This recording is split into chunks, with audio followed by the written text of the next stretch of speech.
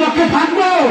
কিয়ামতের ময়দানে আপনি আমি কেউ দুনিয়াতে থাকবো না, কি কথা ঠিক না বেশি? আমরা কেউ দুনিয়াতে থাকবো? যদি কোরআনটাকে বুকে লাগাইতে পারেন, চুমু খাইতে পারেন, এই কোরআন আপনার সাথে কবরে যাবে। চিল্লায় বলুন সুবহানাল্লাহ।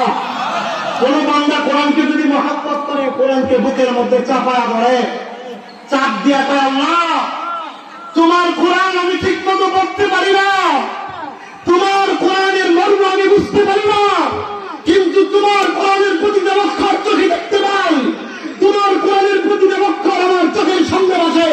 ও আল্লাহ, আমি যদিও পড়তে পারি না, কিন্তু তোমার কোরআনের প্রতিটা আয়াত আমার হৃদয়কে ঠেকিয়েছে। ও আল্লাহ, কোরআনের উসিলা করে আমাকে মাফ করে দাও।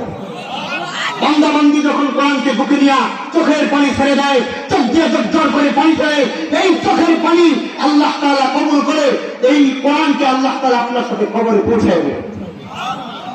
ফেরেশতা আসবে, কবরের মাটি দুই পাশ থেকে চাপা দেওয়ার জন্য চেষ্টা করতে থাকবে। আল্লাহর কোরআন আপনার বুকের মধ্যে এরকম সুন্দর করে পাখির মতো বসে যাবে। চিল্লায় বলুন সুবহানাল্লাহ। পাখির